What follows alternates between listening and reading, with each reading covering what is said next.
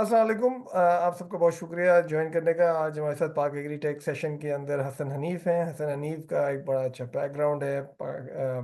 दुनिया की एक बड़ी leading strategy consulting firm McKinsey में काम करते थे, वहाँ से फिर ट्रांजिशन आउट किया और फार्मिंग में आ गए।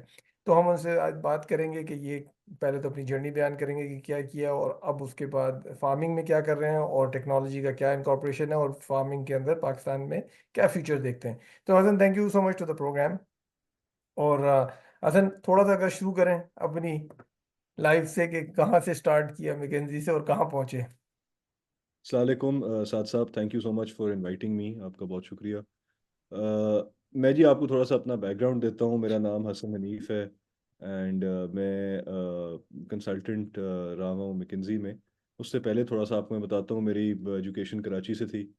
और मेरी जो वालदा की साइड ऑफ द फैमिली है, उनकी ज़मीन थी सरगोदा में, और मुझे बचपन से अटैचमेंट थी बहुत ज़्यादा, और फार्मिंग का एक शौक चढ़ गया। सो मैं अमेरिका गया। अपनी मैंने ग्रेजुएशन की येल से, एंड उसके बाद आई ज्वाइन मैकेंजी। मैंने उनके साथ 3 साल काम किया। वो ज़्यादातर मैंने मिडल ईस्ट में काम किया है, Dubai, Saudi Arabia, UAE, Abu Dhabi वगैरह में। तो इनिशियली मैं जर्नलिस्ट कंसल्टेंट था, और फिर आखिरी 1.5 साल मैं उनकी एग्रीकल्चर प्रैक्टिस के अंदर शामिल हो गया। वहाँ पे बेसिकली मैंने जब ज्वाइन किया तो ये कोविड तब तक पहले मैंने कोविड से पहले ही ज्वाइन कर लिया था, बट ये जो मसला ज़्यादा कोविड के अंदर सामने आया कि फूड सिक्योरिटी का मसला काफ़ी ज़्यादा इस रीजन में ख़ास तौर पर ये दरपेश आया। और दोनों प्राइवेट एंड पब्लिक सेक्टर की entities wanted to solve this issue. और उसमें हमने काफ़ी काम किया एज अ फर्म, जिसमें डिफरेंट डिफरेंट स्ट्रेटजीज एक्सप्लोर की कि किस तरह इनको फूड सिक्योरिटी प्रोवाइड की जा सकती है। ये आप याद रखें कि उस वक्त कोविड में तमाम सप्लाई चेन्स डिसरप्ट हो चुकी थी। सो यहाँ से काम स्टार्ट हुआ। इसके बाद फिर मैंने कुछ काम किया और local agricultural production in arid zones, ख़ास तौर पे जो डेजर्ट क्लाइमेट्स हैं मिडल ईस्ट के अंदर, कि जी क्या हम लोग अपनी कुछ percentage food production locally produce कर सकते हैं कि नहीं। और फिर दीगर डेवलपमेंट प्रोजेक्ट्स भी थे एग्री बिजनेसेस के अंदर, जो कि प्रोसेसर्स होते हैं या जो इनपुट प्रोवाइडर्स होते हैं। 2021 के अंदर जी मैं पाकिस्तान शिफ्ट हो गया था, एंड मैंने फार्मिंग अपनी स्टार्ट की अपनी जो फैमिली की ज़मीन पे।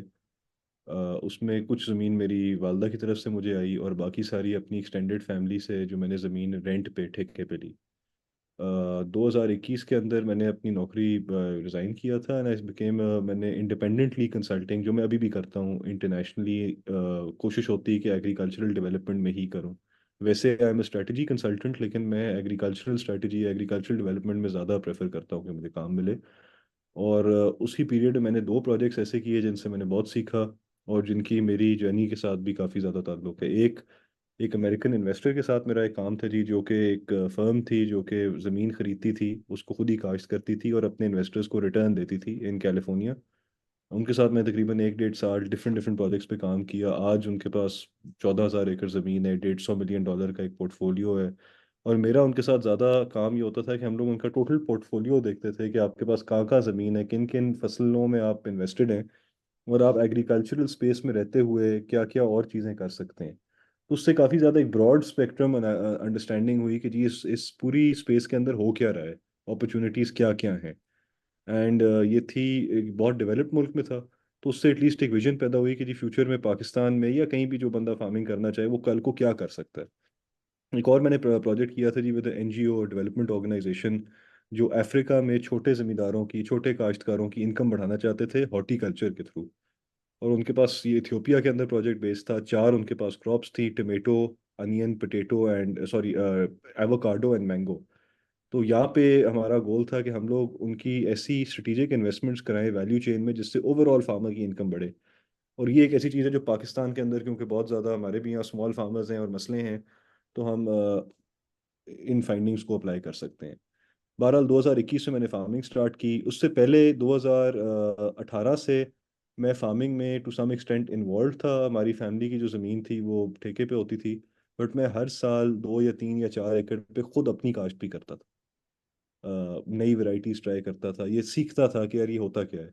उस वक्त मैं पाकिस्तान में नहीं था, तो मैं ऐसी छुट्टियों पे आके सारा कर करा के, लेकिन उससे एटलीस्ट मुझे कोई ना कोई ग्राउंड लेवल अंडरस्टैंडिंग थी, और मैं हेवली इन्वॉल्व था। तमाम छुट्टियां मैंने गुजारी आपका अपने इलाका घर में इधर काम। सरगोदा, सरगोदा की तरफ। जी सरगोदा से आगे एक है तहसील शाहपुर, वहाँ पे मेरा रकबा है, फार्म है। एंड मैं काफ़ी ज़्यादा सीखता था, जो जहाँ जहाँ मैं सुनता था कि अच्छी फार्मिंग हो रही है, मैंने वहाँ पहुँच जाना, 1 या 2 या 3 दिन गुजारने उनसे, कुछ सीखना, लिखना उसके बारे में, वापस आना, फिर उसको ट्राई करना। जब मैंने स्टार्ट किया, मेरे पास 70 एकड़ ज़मीन थी। उसके अगले साल हम लोग 150 एकड़ पे चले गए, जो अपनी जितनी भी ग्रेटर फैमिली की ज़मीन थी वो सब मैंने ठेके पे ले ली। उसके बाद पिछले साल 2023 के अंदर मुझे एक मौका मिला, एक इंडस्ट्रियल कंपनी की ज़मीन थी लाहौर के करीब। वो मैंने उनसे ली। 125 एकड़ यहाँ पे थे। तो अल्हम्दुलिल्लाह आज 300 एकर्स पे मैं फार्मिंग कर रहा हूँ। इसके अलावा भी 2-3 छोटे प्लॉट्स हैं जो सारे मिला के 300 एकर्स बनते हैं, उन पे हम लोग फार्मिंग कर रहे हैं। मज़े की बात यह है कि ये हमारी इनहेरिटेड और अपनी ज़मीन इसमें से बहुत कम है, तो ये एक मॉडल है कि आप ये कर सकते हैं काम। और जो मैंने आपसे एक बार प्राइवेटली भी जिक्र किया था, जो बहुत ज़रूरी है कि हमने एक ऐसे कोशिश की है मॉडल बनाने की इन विच हम लोग प्रॉफिट शेयरिंग करें और एक फ़िक्स्ड कैश रेंट नहीं दें। एंड आई थिंक इसमें बहुत ज़्यादा फ़ायदा है, इसलिए कि अच्छे सालों में लैंड ओनर को रेंट से ज़्यादा पैसे मिलते हैं, और जैसे बुरे साल हैं जिसमें प्राइस की कोई शॉक आ जाए, जिसमें हम आजकल जैसे जिससे गुजर रहे हैं, उसमें हमें कुछ ना कुछ रिलीफ मिलती है। And we do this based on shared accounting systems. खर्चे सारे हम लोग करते हैं, प्रॉफिट की एक शेयरिंग रेशियो डिटर्मिन करते हैं, इक्विपमेंट सारी चीज़ें हमारी अपनी है, टीम हमारी अपनी है। एंड इसमें जो आपने टेक्नोलॉजी के अंदर बात करते हैं, तो काफ़ी ज़्यादा इजी टू यूज़ सॉल्यूशंस हैं, जिससे हम लोग अकाउंट्स अपने ऑल टाइम हर वक्त अवेलेबल होते हैं थ्रू डिजी खाता और गूगल शीट एक्सेट्रा, ताकि the land owner can also see कि कितना खर्चा हुआ है। जब बेचते हैं तो एक ही अकाउंट में जाते हैं, वहाँ से फिर ये तकसीम हो जाता है। तो that's some of the learnings जो मैंने शायद अपनी कंसल्टिंग जर्नी से या जो अपनी तालीम से मैंने फार्मिंग में अप्लाई की, जिसका मुझे फ़ायदा हुआ है। नहीं, तो और ये अभी आपने तक बड़ा I am happy with the profit sharing model that you talked about, क्योंकि ये दीनिया एतबार से भी बड़ा जी जी। ज़रूरी है, क्योंकि फिक्स्ड रिटर्न का कॉन्सेप्ट टेक्निकली है नहीं। तो दैट इज इम्पोर्टेंट। तो 300 एकड़ फार्मिंग अभी है इस वक्त दसवीं, तो आपको स्मॉल फार्मर की कैटेगरी में तो नहीं लाया जा सकता। We can like call you safely progressive farmer who has a medium scale farmer who's operating in a nice space. And the reason why I build that case in that sense of the way is to ask you the next question, कि जैसे आपको पता ही है agritech platform में कोशिश होती है ज़्यादा चीज़ें जानने की कि टेक्नोलॉजी का क्या इनकॉर्पोरेशन है। आपका हाई लेवल टेक क्या है कि टेक्नोलॉजी किस तरह से आपको अभी तक बेनिफिट दे चुकी है या दे सकती है, क्योंकि और उस पर थोड़ी सी बात करते हैं, फिर आगे बात करेंगे। गुड। देखिए जी, इसमें पहली चीज़ मैं कहूँगा कि टेक्नोलॉजी इज़ ये एक बुनियादी चीज़ है। और इंसान ने तरक्की तभी की है जब उसने अपनी टेक्नोलॉजी अपडेट की, राइट। लेकिन हमने आज ये देखना है कि हम लोग जो फार्मर्स हैं वो ऐसी टेक्नोलॉजीज अडॉप्ट करें जो इमीडिएटली उनको फ़ायदा दें, और ऐसी टेक्नोलॉजीज ना, या ऐसी टेक्नोलॉजीज में अपना ज़्यादा फोकस कम करें जो कि शायद देखने में बहुत अच्छी हैं but they don't have a good पे बैक। मैं कुछ आपको मिसाल दूंगा कि सोलर एक टेक्नोलॉजी है जिससे पानी का खर्चा बहुत कम हो रहा है, फील इसको प्रमोट करना चाहिए, इस पे काम हो रहा है, बहुत तेज़ी से हो रहा है, और मज़ीद होना चाहिए, बिकॉज ये एक ऐसी चीज़ है छोटा बड़ा हर काश्तकार कर सकता है। इसके अपने मसाइल ज़रूर हैं, उस पर एक अलग डिस्कशन हो सकती है, लेकिन ये एक अच्छी चीज़ है, इसको हमें करना चाहिए। हमें इजी जो मोबाइल रेवोल्यूशन आई है उसको बहुत यूज़ करना चाहिए, उसमें काफ़ी चीज़ें आसान हो गई हैं हमारी। मैंने अभी पहले जिक्र किया था अकाउंटिंग। मेरे अंदाजे के मुताबिक 90% से ज़्यादा फार्मर्स बड़े और छोटे अपने सही तरह अकाउंटिंग ही नहीं करते। अगर आज आप किसी प्रोग्रेसिव फार्मर से, किसी छोटे फार्मर से, किसी बड़े फार्मर से जाके पूछें कि जी आप साल का कितना कमाते हैं इस फसल में, आपने कितना लगाया, आपने कितना निकाला, तो आपको अक्सर ये जवाब मिलेगा, "या मेरे ख्याल से इतना बना है।" जबकि अगर क्या आप वजह है किसी, फिर इसकी, क्या वजह है सर, ऐसे क्यों होता है? उसकी वजह ये होती है कि जी दिस इज इस ये ट्रेडिशनली ऐसी फील्ड है कि इसका कैश साइकिल ऐसा है कि जी आपने 6 महीने खर्चा किया, एंड पे आपके पैसे आ गए। ये तो सबको पता है कि मैंने अपनी फसल कितने की बेची, बट अगर आप उससे पूछें कि एग्जैक्टली आपने खर्चा कितना किया, तो लोग इतना डिलीजेंटली इस चीज़ को अकाउंट फॉर करते नहीं है, कर भी नहीं सकते। आप देखना, वो 6 महीने आप खर्चा कर रहे हैं, एक ऐसे माशरे में कैश बेस्ड खर्चा है। अभी आप दुकान गए, आपने कुछ ले लिया, फिर ले आए, फिर ले आए। इसका पहले हम लोग ये हल करते थे कि मैनुअल खाते लिखते थे, और जो बड़े ज़मींदार थे हम लोग एक मुंशी रखते थे वो लिखने के लिए। उसमें भी बहुत लीकेज हो जाती है। लीकेज किस तरह होती है, मैं अभी नियत की लीकेज की बात नहीं कर रहा, चोरी की बात नहीं कर रहा, मैं एक्चुअल अकाउंटिंग लीकेज की बात कर रहा होता हूँ कि जरा अब कुछ मुंशियों ने पेमेंट कर दी, कुछ मालकों ने अपने हाथ से कर दी, कुछ किसी आड़ती से उधार पे लेके कर दी, कुछ किसी डीलर ने क्रेडिट दे दिया, कुछ डीजल कहीं से ले लिया। मुश्किल होता था ये डिटरमिन करना एक्चुअली कि ये हमारा एक्चुअल रिटर्न है क्या। एंड ये एक बुनियादी, अब आपको अगर यही नहीं पता कि मैंने कमाया कितना है और लगाया कितना है, तो आप क्या काम करेंगे। And this is something which आज भी 2024 के अंदर भी काफी ऐसे लोग हैं जिनको इस फिगर का नहीं पता, और मैं कहूँगा जो छोटे फार्मर्स हैं उनमें अक्सरियत ऐसी है जो शायद नहीं उनको पता। बिकॉज आप ये समझें कि उनकी जो किचन का budget, family budget and farming budget वो इकट्ठे है, राइट। आप एक ही बार शहर गए, बिकॉज शहर जाना महंगा है। वहां पे मैंने बेटी के लिए कपड़े भी ले लिए, मैंने बीवी के लिए कुछ चीज भी ले ली, मैंने वालदा के लिए कुछ भी ले लिया, मैंने अपने लिए भी कुछ ले लिया, और मैंने दवाइयाँ भी कुछ ले ली, मैंने कुछ और एक स्प्रेज भी यूरिया ले की ली। बोरी भी ले ली साथ में ही। और वो सारा कुछ मैंने डाल के वापस ले आया। अब मैं हम्म। या तो इंटेलिजेंट हूँ कि हर चीज लिख रहा हूँ। अब दिस इज, ये तो मैं वैसे ही बात की छोटी एक सेगवे है, this might not be directly related to what you were saying, but मैं इसको इसलिए हाईलाइट करता हूँ, मेरा ये शौक है, और ये मैं हर किसी से कहता हूँ कि जो आप जो भी काम करें, आप कोई दुकानदारी करें, आप काश्तकारी करें, आप जो भी करें, आप फैक्ट बेस्ड आपको काम करना चाहिए। आपको ये नहीं कहना चाहिए कि जी ये इस काम में जी बहुत फायदा है, इस काम में फायदा नहीं है, इस फसल में हमें इतना नुकसान हुआ या नहीं हुआ। इट्स ऑल अबाउट हमें एग्जैक्टली कितना हुआ कितना नहीं हुआ। वो तो थोड़ी तो सी आपकी इस चीज, ट्रेनिंग भी मैकेंजी की यही है ना, क्योंकि everything has to be fact based, right? It can't be just up in the air. definitely, but I think this is something. Now to come back to other technological things, feel I feel like we should have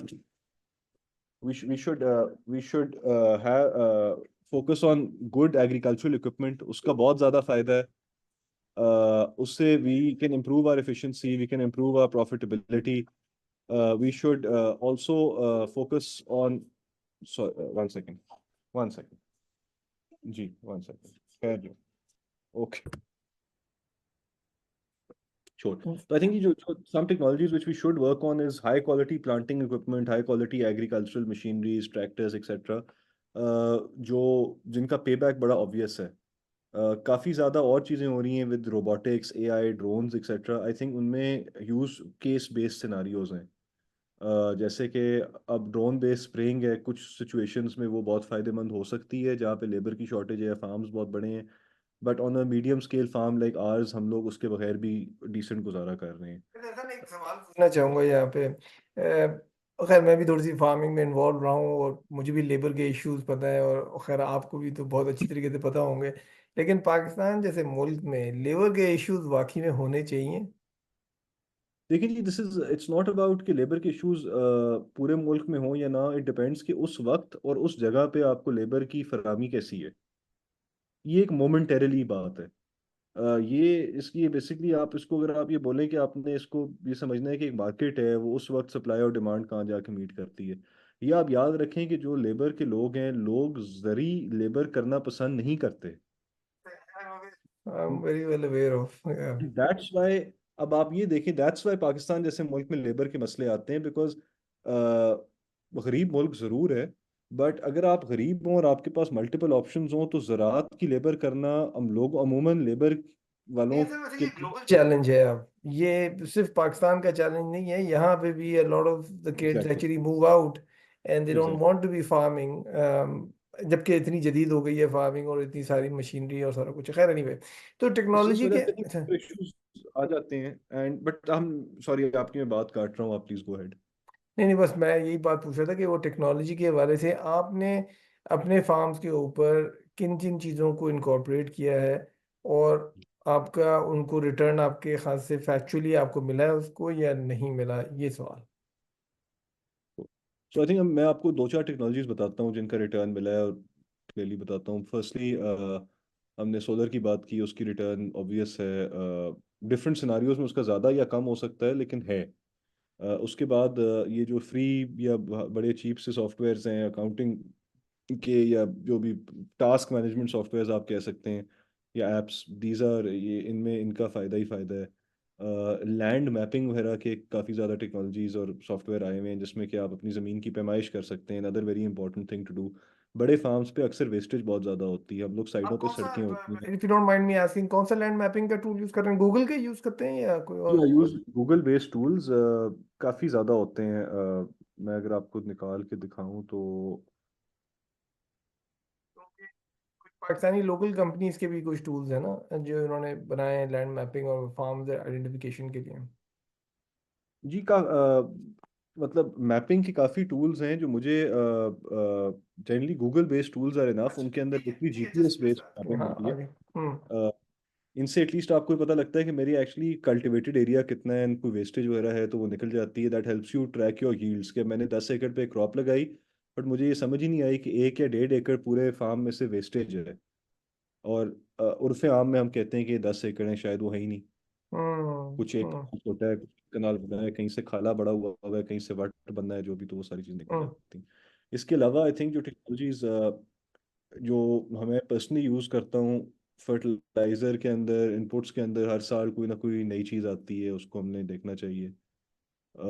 irrigation के अंदर अगर हम लोग देखें तो कुछ मैंने अपने सीमेंटेड वाटर कोर्सेज किए हुए हैं, मैंने कोई मतलब है टाइमर्स लगाए हुए हैं कुछ ट्यूबवेल्स के ऊपर, अगर उनसे मुझे कोई फ़ायदा हो जाए ताकि पीक आवर्स में ना चलें। हालांकि पीक आवर्स पे बिजली का फ़र्क पहले नहीं था, अब अंदेशा है कि लग जाएगा यूनिट्स का। सो ये छोटी मोटी चीज़ें हैं, दीज आर जो जो कुछ टेक्नोलॉजीज हैं, ड्रोन्स जैसे मैंने बात की, या एआई, या जो प्रिडिक्टिव एनालिसिस हैं, वो हमारे फार्म पे अभी तक हमने नहीं यूज़ की, बिकॉज हमारा साइज़ ऐसा है कि हम लोग खुद मेरा अपना देखना है कि जो बंदा खुद अपनी फार्मिंग मॉनिटर करता है, उस तरह शायद कोई टेक्नोलॉजी अभी तक नहीं करती। और सिंस ये हमारा डे टू डे प्रोफेशन ही है तो हमें सही तरह करना चाहिए। बिल्कुल। तो ये मतलब लॉन्ग एंड शॉर्ट में कुछ तो टेक्नोलॉजीज ऐसी हैं जिनका तो ऑब्वियस चॉइस है और you have to incorporate them, जिसमें एक तो आपने सोलर का जिक्र किया और एक आपने जो अकाउंटिंग सॉफ्टवेयर का जिक्र किया। एंड ये जो agriculture, I would say equipment के अंदर भी, बिकॉज कोई भी ऐसी चीज़ जो आपको बेहतर काम ज़्यादा एफिशिएंटली करने के लिए अलाउ करती है, वो हमें ज़रूर करना चाहिए। मैं आपको 2-3 एग्जांपल्स उसमें भी देता हूँ। कंबाइन हार्वेस्टर्स में बहुत लॉसेस होते हैं। अ, मैं अभी इस इतने स्केल पे नहीं हूँ कि मैं अपनी हार्वेस्टिंग खुद करूँ।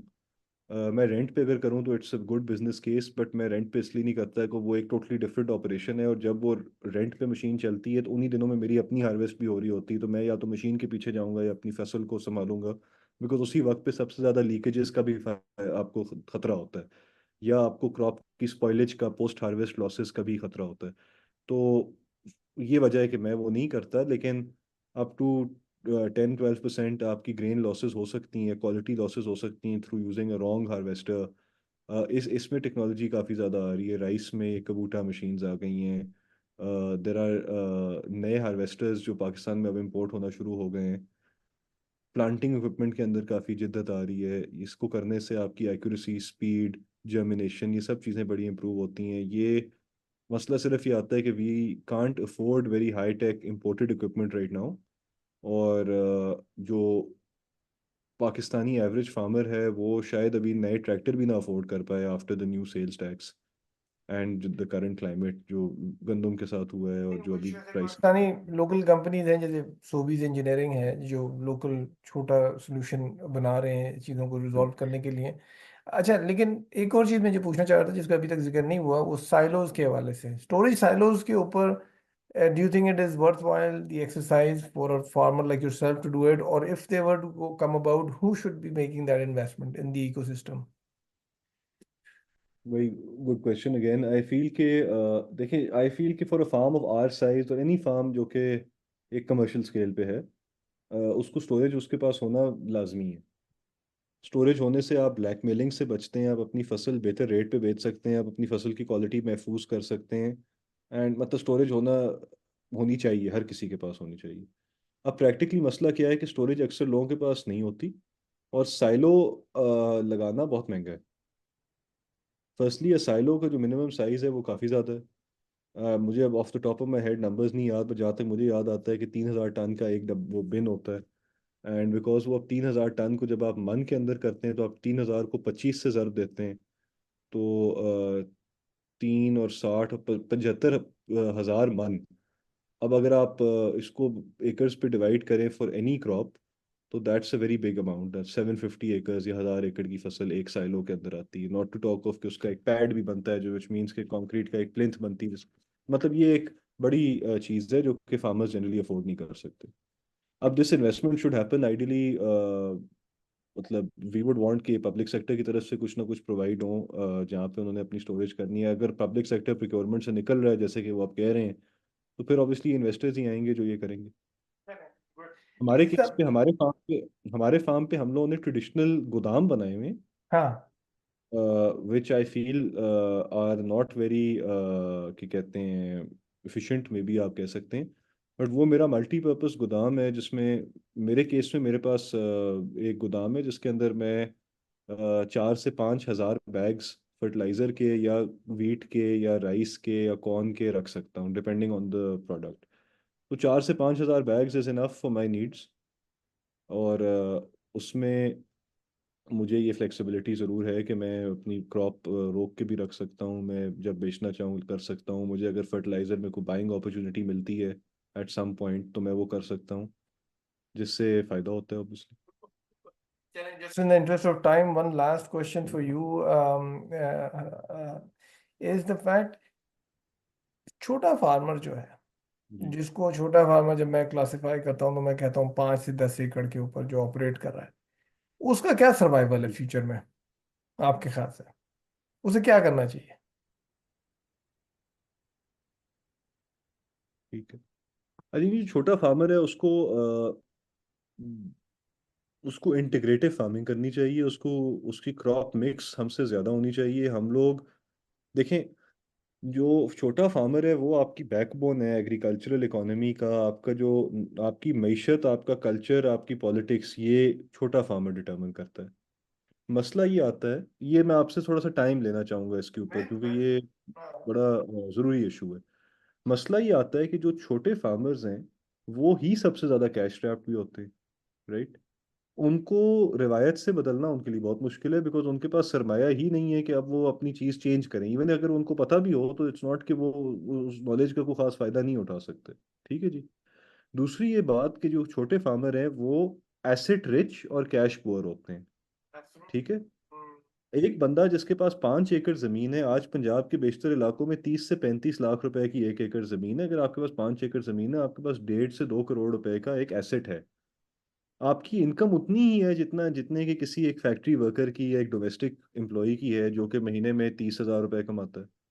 आपका आपकी शक्ल सूरत, रहना, खाना पीना, कपड़ा, बच्चों की पढ़ाई, वो भी बिल्कुल उसी तरह है जिस तरह के एक ऐसा बंदा जिसको हम लोग ये समझेंगे कि ये गरीब तबके से ताल्लुक रखता है। लेकिन छोटा फार्मर गरीब एक्चुअली नहीं है, उसके पास 1.5 2 करोड़ रुपए की जमीन है। अब अनफॉर्चुनेटली होता क्या है कि एट सम पॉइंट जब ये तकसीम हो जाती है भाइयों के अंदर, फैमिली के अंदर, बहनों के पास आती है, तो ये बिक जाती हैं और वो लोग फार्मिंग से ही निकल जाते हैं। या ये होता है कि एक छोटे फार्मर में एक बंदा फार्मिंग कर रहा है और 3 से 4 लोग और नौकरियां कर रहे हैं और उस फैमिली का सर्कल चल रहा है। सो ये फार्मिंग, ये पॉलिटिकल इकोनॉमिक सोशल मसला है। अब मेरे नज़दीक इसकी सोल्यूशन ये ऑब्वियसली हर बंदा नहीं कर सकता, बट जो लोग छोटे फार्मर्स हैं जिनके पास ज़मीन है और जो ये चाहते हैं ये काम करना, उनको ये चाहिए कि वो इसको इसमें इन्वेस्ट करें, चाहे उनको कोई 1 आध एकड़ बेचना ही क्यों ना पड़े, वो बाद में आ जाएगा वापस। वो पहले तो ये सरमाया कहीं ना कहीं से अनलॉक करें कि वो छोटा फार्मर अपने टिपिकल छोटे फार्मर वाले मसलों से निकल सके। मैं जब फार्मिंग में पहले आया था 2016 17 18 या बचपन से जब देखता था, मुझे ये लगता था कि एक्चुअली नॉलेज गैप भी है, छोटे फार्मर को सही प्रैक्टिसेस का नहीं पता। मैं अपनी आंखों के सामने आपको एक बहुत पॉजिटिव न्यूज़ बताना चाहूंगा कि वो गैप खत्म हो चुका है या बहुत हद तक बेहतर हो चुका है। इसमें इन सारे प्लेटफॉर्म्स का काम है, इसमें सोशल मीडिया का, इंटरनेट का, मोबाइल का, इन सब चीज़ों की ये एक डिविडेंड हमें मिल रहा है कि आज 1 एकड़ 2 एकड़ का भी फार्मर एटलीस्ट अवेयर तो है उसने करना क्या है। चाहे वो करे या ना करे वो उसकी और बात है, but he knows what to do, कर सकता ठीक है। है। उनको इंटीग्रेटिव फार्मिंग करनी चाहिए, उनको लाइफ स्टॉक का कंपोनेंट रखना चाहिए, जो कि वो करते हैं। उनको एक नहीं 3 4 क्रॉप्स की तरफ आना चाहिए। उनको हर इलाके में depending on their soil climate वगैरह हॉर्टिकल्चर की तरफ आना चाहिए, हायर वैल्यू एडेड क्रॉप्स की तरफ आना चाहिए। बिकॉज छोटे फार्मर के पास ये एक एडवांटेज है कि उसको लेबर का मसला नहीं होता, वो लेबर खुद प्रोवाइड करता है या उसकी फैमिली कर सकती है। ये सब चीज़ें ऐसी हैं कि अगर वो मेहनत करें लग के तो वो अपनी हालात बेहतर कर सकते हैं फार्मिंग के अंदर ही। मसला हमारा यही आ जाता है कि हमारे पास एक सर्कल है पॉवर्टी का, जिससे कोई निकल नहीं पाते। निकल नहीं पहली पा चीज, रहा। उनके पास जब सरमाया नहीं है तो वो अब क्या करेंगे? वो या किसी से कर्जा लेंगे बट वेरी हाई रेट, या वो सारी चीजें रेंट पे करवाएंगे जिससे उनकी कॉस्ट ऑफ प्रोडक्शन बहुत ऊपर चली जाएगी, या वो ये बोलेंगे कि हमारे पास तो पैसे हैं नहीं, हमें उधार पे चीज अच्छी मिले बुरी मिले जो भी मिले हमने वो लेनी है। अब वो एक बुरा सर्कल है ना जी। नहीं ये तो खैर एक आपने बात बड़ी एक जो the long and short of it is integrative farming and I think उस पर तो जितनी भी देर बात की जाए कम है। लेकिन थैंक यू बिल्कुल। हसन, आज आपने टाइम निकाला। मैं we are on the top of the hour, 25 minutes का हमारा कोशिश होती है माइंड अप करें। Always a pleasure, always a learning experience. Thank you so much for doing this. इंशाल्लाह फिर कोई किसी डीपर डाइव करेंगे किसी वन स्पेसिफिक टॉपिक के ऊपर। शुक्रिया। Perfect. Thank you so much. Thank you. शुक्रिया।